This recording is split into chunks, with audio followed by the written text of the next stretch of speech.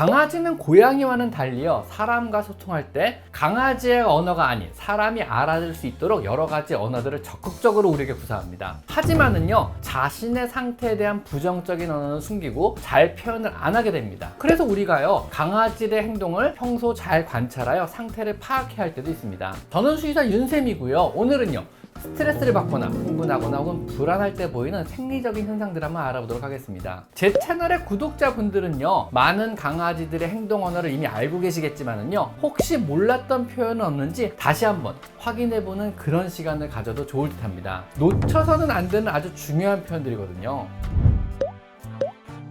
우선은요, 강아지가 스트레스를 받거나 불안하게 되면은요, 강아지는 자연적으로 생리적인 반응을 보이게 됩니다. 우리 사람도요, 무섭거나 긴장하면요, 몸이 굳거나 오줌이 마렵거나 혹은 몸을 떨듯이 강아지도요, 극도의 스트레스나 불안한 심리 상태에서는요, 방어 기전이 발동하고요, 그런 몸에서는요, 여러 가지 신경전달 물질들과 호르몬의 분비들이 일어나며 이로 인해서 다양한 생리적인 반응을 보이게 되는 것입니다. 먼저 몸이 굳습니다. 사람과 마찬가지로요, 강아지도 긴장하면은요, 몸이 경직되고 굳어버립니다. 교감신경이 활성화되어 아드레날린의 체내 분비가 과다하게 일어납니다. 이로 인해서요, 전신의 근육이 경직되며 호흡수와 심박수가 급격하게 증가하게 됩니다. 마음은요, 막 소리를 치거나 도망을 가고 싶지만은요, 몸은 얼음 상태가 돼버리는 것입니다. 사람도요, 너무너무 무섭거나 너무 놀라거나 너무 긴장되면요, 몸이 굳어버리는 것도 바로 이런 원리입니다.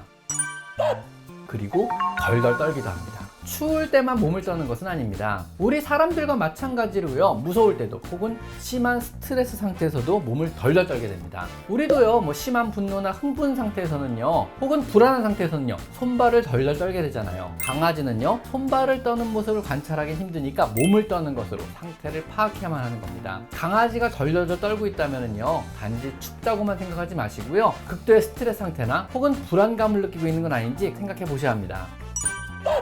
그리고 털을 곤두세웁니다. 역시 강아지가 흥분하고 긴장하면은요, 아드레날린의 과다 분비가 일어나고요, 그러면은요, 온몸의 근육을 경직시키게 됩니다. 이때 잇모근이라는 강아지 털을 움직이는 피부의 얇은 근육도 경직이 되면서 털이 곤두서게 되는 것입니다. 특히 목덜미와 등 쪽의 털이 도드라지게 곤두서게 되어 관찰이 굉장히 용이합니다.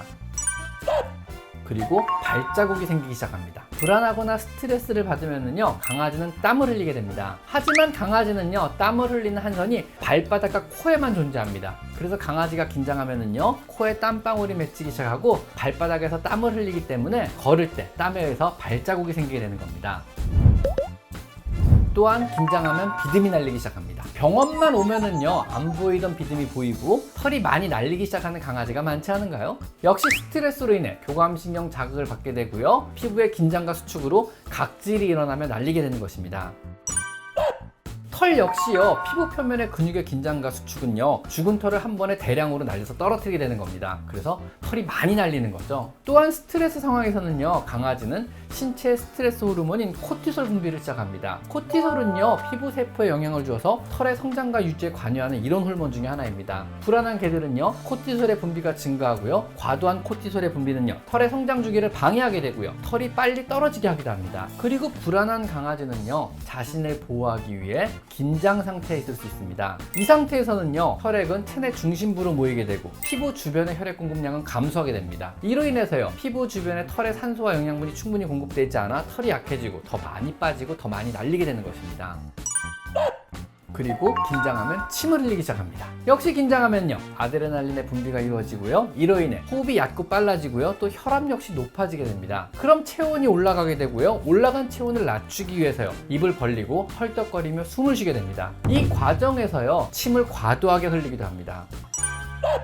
그리고 호흡이 빨라집니다. 강아지는 불안한 상황에 처하면은요, 신체는 스트레스에 대응하기 위해서 여러 가지 생리적인 변화를 겪게 됩니다. 호흡의 증가 역시 그중 하나로요, 호흡 속도가 증가하는 것은요, 스트레스에 대한 일종의 생존 반응입니다. 강아지가 불안한 상태에서 호흡이 증가하는 이유는요, 산소의 공급량을 늘리기 위함입니다. 스트레스 상황에서는요, 강아지는 더 많은 에너지를 사용하고요, 긴장 상태를 유지해야만 합니다. 호흡 속도가 증가함으로써 더 많은 산소를 체내로 공급하여 에너지의 생산을 돕게 되고요, 근육에 충분한 산소를 공급함으로써 신체의 기능을 최적의 상태로 만들어서 위기에 대응하는 일종의 보호기전이 발동하는 것입니다.